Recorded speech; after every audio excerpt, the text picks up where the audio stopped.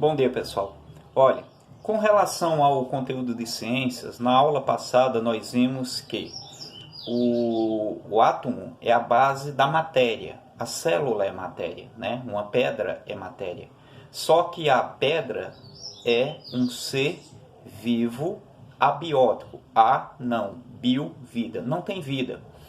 E a célula em si, ou seja, um ser unicelular ou pluricelular, ele é composto de vida. Então, a matéria ela começa no átomo, a célula, né, é formada de átomo e com a vida inicia-se com a célula, né? Todo ser vivo é formado de célula. E as células formam o tecido forma os órgãos e assim dá continuidade ao nosso estudo de ciência. Por que eu parei em tecido? Porque ele faz parte desse contexto aqui do nosso livro didático, né? A gente já viu alguns nas aulas anteriores e vamos para o tecido conjuntivo, ou seja, os tecidos conjuntivos. Dentre esses tecidos, a gente tem um tecido conjuntivo propriamente dito. Observe bem, uma questão no livro didático, uma observação aqui que eu vou fazer para vocês. Toda vez que você estiver analisando um livro didático, seja ele de artes, de ciência, de geografia, de matemática, existem umas palavras, né, em negritos destacando. Por exemplo, os tecidos conjuntivos, ele é formado por vários outros tecidos. Olha aqui, ó, em destaque. Tecido conjuntivo propriamente dito, tecido adiposo, tecido ósseo, cartilaginoso e assim por diante.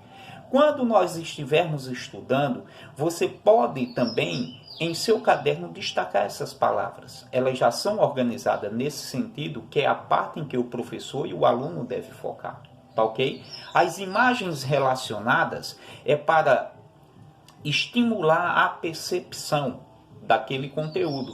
Porque se o livro fosse totalmente liso, não se teria tanta aquela curiosidade de analisar alguns detalhes, porque as cores chamam a atenção da sua visão, né? Assim como as imagens e o desenho. Por isso que os livros eles vêm acarretados de particularidades, como as imagens, desenhos e assim por diante. Então, o tecido conjuntivo propriamente dito, né?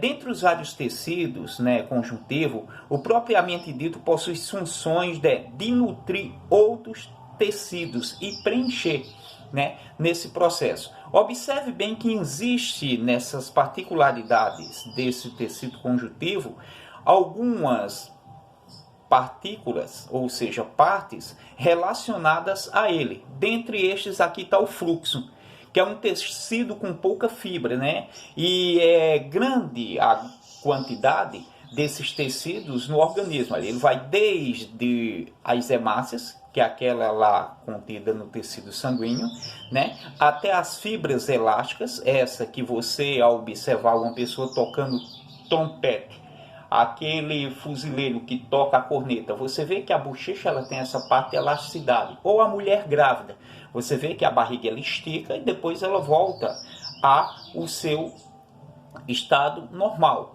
né? Quando você vir analisar esse tecido conjuntivo e as particularidades dele, você observa onde se enquadra as suas características. Observe só que esse tecido ele pode ser também um tecido denso, rico em fibras, é um tecido mais compacto. Ele também pode conter colágeno, né? Compostos desse mesmo material, do mesmo nome, que é responsável pela resistência da tração do tecido. O tecido ele é resistente. Observe só que se eu for pegar aqui a minha mão, eu vou fazer isso, eu não vou cortar. Mas se eu pegar um ovo lá e for fazer isso nele, ele vai estourar. Então, essa resistência aqui nessa parte desse meu tecido da mão, que é a mesma cobertura que tem no pé, que é mais resistente, é diferente da do olho, né? Se eu fizer isso aqui no olho, eu vou ter um dano. Então, as partes que eu uso mais, o próprio corpo evoluiu para desenvolver essa característica.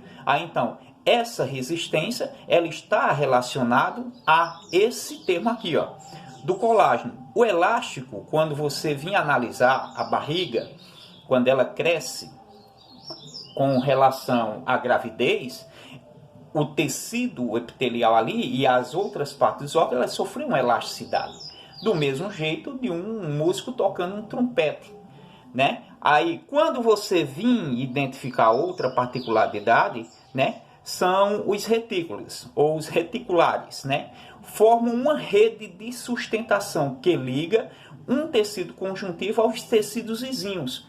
Há uma ligação, vocês viram isso nas aulas anteriores, ou seja, aquela ligação de camadas com aqueles desenhos, né? Então, os tecidos, eles são característicos da formação dos órgãos e cada tecido tem uma particularidade diferente. Então, os tecidos conjuntivos, eles estão divididos em tecido conjuntivo propriamente dito, o tecido adiposo, o tecido ósseo, o cartilaginoso e o sanguíneo, tá ok? Vamos vermos agora o tecido adiposo.